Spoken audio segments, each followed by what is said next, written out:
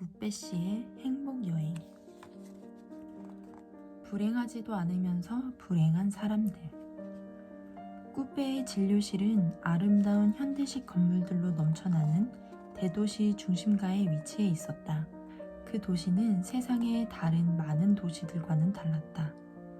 그곳에 살고 있는 사람들은 배고플 때 음식을 먹었고, 병에 걸려 몸이 아프게 되면 큰 돈을 들이지 않고도 치료를 받을 수 있었다. 아이들은 학교에 다녔으며 거의 모든 사람이 일자리를 갖고 있었다. 또한 그리 비싼 돈을 들이지 않고도 여러 영화관에서 상영하는 다양한 종류의 영화들을 감상할 수가 있었다. 박물관과 수영장, 서로 부딪힐 염려 없이 자전거를 탈 수 있는 장소들도 있었다.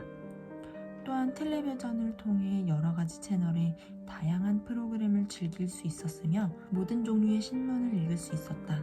신문 기자들은 자신이 원하는 기사들을 거의 제한 없이 쓸 수 있었다. 사람들에게는 넉넉한 휴가 기간이 주어졌지만 때로는 그것이 여행을 떠나기에 충분한 돈을 갖고 있지 못한 사람들에게 문제가 되기도 했다. 세상의 어느 도시에 사는 것보다 그곳이 모든 면에서 낫다 하더라도 어떤 사람들은 단지 생존에 필요한 정도의 돈만을 갖고 있었고, 어떤 아이들은 학교에 다니는 것을 못 견뎌하거나 큰 실수를 저지르기도 했으며 더 이상 자신들을 돌봐줄 부모가 없는 아이들도 있었기 때문이다. 일자리가 없는 어른들과 아무 술이나 마셔대며 좋지 않은 약들로 아픔을 치료하려고 하는 사람들도 있었다. 굿배가 일하는 동네에는 그런 사람들이 살고 있지는 않았다. 그렇지만 예전에 종합병원에서 그런 사람들을 많이 돌본 적이 있었기 때문에 그런 불행한 사람들이 존재한다는 사실을 알고 있었다. 그 후 매주 수요일마다 굿배는 자신의 진료실로 가지 않고 종합병원으로 가서 불행한 사람들을 치료해 주었다. 그곳에서 그는 삐뇽과 같은 사람을 진찰한 적이 있었다. 그는 삐뇽에게 묻곤 했다. 삐뇽씨, 약은 제때 먹고 있는 거죠? 네, 예수님은 나의 목자이십니다. 그분은 나의 발걸음을 인도하십니다. 굿배가 다시 물었다. 물론이죠. 그런데 약은 잘 복용하고 있는 건가요? 네, 주인님. 나의 목자이십니다. 그분은 나의 발걸음을 인도하십니다.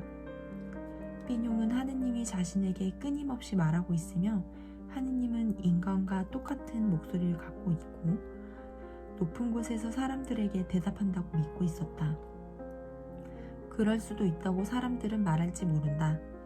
그런데 문제는 삐뇽이 약을 복용하지 않는 날이면 혼자 길거리에서 큰 소리로 중얼거린다는 데 있었다.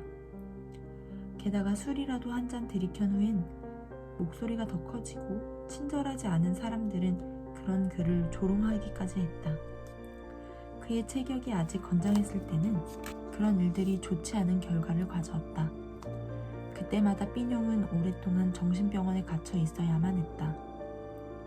그 밖에도 삐뇽은 다른 많은 문제들을 갖고 있었다. 태어나서 한 번도 아버지나 어머니가 그를 곁에서 돌봐준 적이 없었고 학교도 제대로 다니지 못했으며 하느님과의 대화를 시작한 이후에는 아무도 일자리를 주려고 하지 않았다. 그래서 굿배는 삐뇽을 위해 사회복지사인 여성과 함께 산더미 같은 서류들을 채워나가야만 했다. 삐뇽이 아무도 살고 싶어 하지 않는 동네에 있는 자신의 작은 집을 지킬 수 있도록 하기 위함이었다. 대도시 중심에 위치한 굿배의 진료실은 일반 병원과는 사뭇 달랐다. 그를 만나러 오는 신사승려들은 비교적 좋은 성적으로 학교를 졸업했고 부모의 보살핌 아래 성장했으며 직장도 갖고 있었다.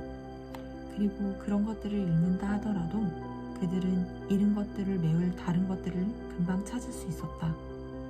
잘 차려입은 옷에 정확한 문법으로 자신들의 이야기를 할 수 있었으며 그 중에 어떤 여성들은 상당한 미모를 갖고 있었다. 그럼에도 불구하고 그들은 진짜로 마음이 병들었거나 매우 불행한 삶을 살고 있었다. 굿배는 심리요법과 약물 치료를 병행해 그들을 치료하곤 했다. 그러나 어찌 보면 많은 사람들이 진짜로 병을 갖고 있는 것은 아니었다. 또한 그런 병은 꾸빼가 학교에서 치료법을 배운 병들도 아니었다. 그들은 자녀에게 다정하지 않은 부모를 만난 것도 아니었으며 자신이 진심으로 사랑하는 어떤 사람을 잃은 적도 없는, 한마디로 진짜 불행한 삶을 산 적이 없는 사람들이었다. 하지만 그렇다고 또 행복하지도 않았다. 한 예로 젊고 아주 매력적인 여자 까뜨린느가 자주 정신상담을 받으러 꾸빼를 찾아왔다. 꾸빼가 물었다. 어떻게 지내세요? 그녀가 말했다. 당신은 내가 어느 날 갑자기 아주 좋아요 하고 대답하기를 바라시죠? 왜 내가 그렇게 바란다고 생각하죠? 당신은 내가 하는 이야기들을 지겹다고 생각하니까요. 아닌가요? 꾸빼가 내심 그녀를 좋아하는 것은 사실이었지만 그녀의 말이 아주 틀린 것은 아니었다. 까뜨린느는 자신의 일에 성공한 여자로 흔히 말하는 능력 있는 사업가였다. 그녀는 물건들을 그 상품이 갖고 있는 원래의 가치보다 훨씬 비싼 가격에 파는 방법을 잘 알고 있었다. 그녀가 다니는 회사의 사장은 그런 그녀에 대해 매우 만족했기 때문에 곧잘 상당한 액수의 특별수당을 주기도 했다. 그렇지만 까뜨린느는 늘 불만이 있었다. 특히 남자들에 대해서 그랬다. 그녀는 매력적이었기 때문에 그녀의 삶에는 항상 남자들이 있었다. 하지만 만남은 매번 실패로 끝났다. 친절하고 부드러운 남자들은 그녀에게 아무런 자극도 주지 못했고 반면에 자극적인 남자들은 그녀가 보기에 너무도 친절하지 않았다. 그래서 그녀는 어느 쪽이든 그들과 평생을 함께한다는 것이 가능한 일인가 늘 따지곤 했다. 결국 그녀는 자극적인 남자들을 친절하게 만드는 방법을 찾아냈는데 그것은 바로 그들과 헤어지는 것이었다. 그러나 그 후에는 당연히 남자들이 그녀에게 더 이상 자극을 줄 수 없었다. 더군다나 그들은 사회적으로 비교적 중요한 위치에 있는 사람들이었다. 왜냐하면 까뜨린느는 상대방의 중요 인사가 아니면 사귈 필요조차 없다고 생각했기 때문이다. 꾸빼는 완전한 행복이 무엇인가를 이해시키기 위해 까뜨린느에게 많은 질문을 던졌다. 그것은 친절하면서 자극적이고 사회적으로 중요한 위치에 있는 남자를 만나는 것이 행복의 필수 조건은 아니라는 것이었다. 게다가 사회적 성공과 친절함을 겸비한 사람을 찾는 것이 그리 말처럼 쉽겠는가? 하지만 까뜨린느에게 그 점을 이해시키기란 쉽지 않았고 그녀는 남자에 대해 정말로 까다롭게 굴었다. 수많은 까뜨린느들, 꾸빼에겐 그녀와 비슷한 손님들이 많이 있었다. 까뜨린느와 비슷한 생각을 가진 남자들도 많이 있었다. 그들 역시 성적으로 자극적이면서 동시에 상냥하고 성공적인 삶을 살고 있는 여자들을 원했다. 일에 있어서도 마찬가지였다. 그들은 사회적으로 높은 위치에 오를 수 있는 일들을 하고 싶어 하면서 동시에 자유롭게 살고 싶어 했다. 하지만 아무리 자신의 일에 성공을 거두었더라도 그들은 만일 다른 일을 했다면 더 행복하지 않았을까 하고 스스로에게 질문하곤 했다.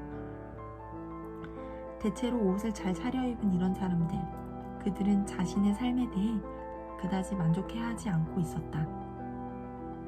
자신의 직업에 대해 늘 의문을 제기하고 자신이 과연 좋은 사람과 결혼을 했는지 아니면 결혼할 뻔했는지를 묻곤 했다.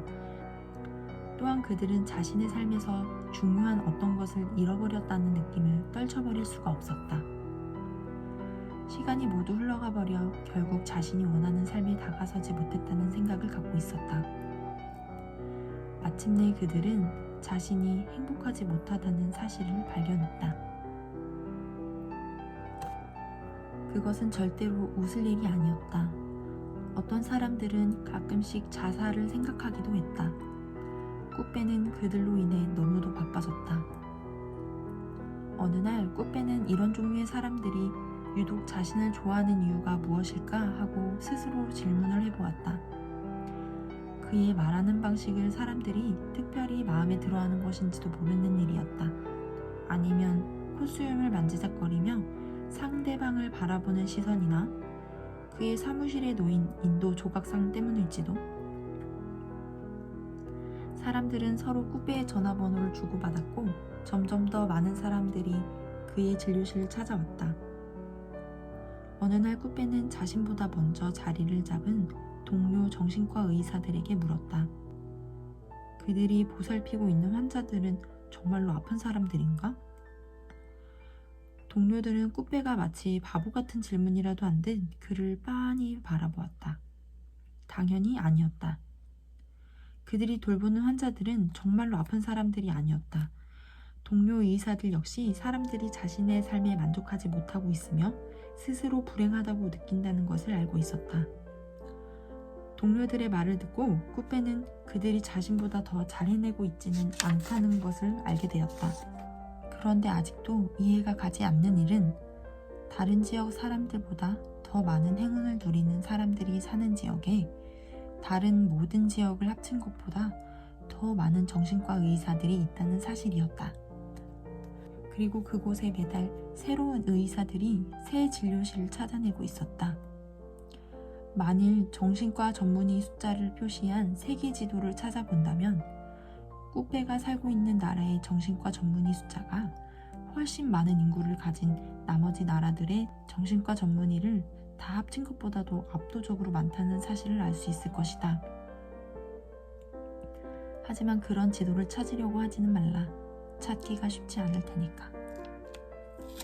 왜 모든 것을 갖고 있고 많은 행운을 누리는 사람들이 사는 지역에 정신과 의사가 더 많은 걸까? 이런 사실이 매우 흥미로웠지만 그렇다고 그것이 꾸페에게 도움이 되지는 않았다. 꾸페는 자신이 불행한 사람들을 진정으로 행복하게 만들어주지 못하고 있다는 느낌을 받았다. 그들은 꾸페를 만나는 것을 좋아했지만 꾸페는 오히려 마음의 부담만 커질 뿐이었다. 그는 삐뇽과 같은 환자를 만날 때보다 많은 것을 갖고 있으면서도 자신의 삶에 만족하지 못하는 사람들을 만날 때가 훨씬 더 피곤하다는 것을 알고 있었다. 불행하지도 않으면서 불행해하는 사람들을 보면서 꾸페는 점점 더 피곤해졌고 마침내는 그 자신 역시 점점 불행해져 갔다. 자신이 과연 좋은 직업을 선택한 것인지, 자신의 삶에 진정으로 만족하고 있는지, 아니면 자신도 모르는 사이에 중요한 어떤 것을 조금씩 잃어가고 있는 것은 아닌지 스스로 질문하기에 이르렀다. 이쯤 되자 꾸페 씨는 약간 두려워지기 시작했다. 그런 불행한 사람들의 병이 전염성이 있는 것은 아닌가 새삼 의심이 들었다. 그는 약을 복용해야겠다고 생각했다. 몇몇 동료 의사들이 약을 복용하고 있다는 것을 그는 알고 있었다. 하지만 다시 깊이 생각해보고는 그것이 근본적인 해결책이 아님을 곧 깨달았다. 어느 날 이리나 부인이 말했다. 의사 선생님, 난 당신이 너무 지쳤다는 걸 알고 있어요. 꾸페가 얼른 말했다. 아, 미안합니다. 그렇게 보셨다면. 그러자 이리나 부인은 결론 짓듯 말했다. 당신에게는 여행이 필요해요. 그게 당신의 정신 건강을 위해서 좋을 거예요. 꾸페는 그것이 좋은 충고라고 생각했다. 그렇다. 정말로 여행을 떠난다면? 타고난 의사인 꾸페는 자신을 가장 뛰어난 정신과 의사로 만들어줄 특별한 여행을 계획했다. 마치 방학 숙제를 하는 학생처럼 그는 계획을 세웠다. 이제 꾸페는 여러 나라를 여행할 것이고 세상 모든 곳에서 무엇이 사람들을 행복하게 하고 무엇이 불행하게 하는가를 발견하고자 할 것이다. 만일 행복의 비밀이 있다면 반드시 그것을 찾아내고야 말겠다고 꾸페는 스스로에게 다짐했다.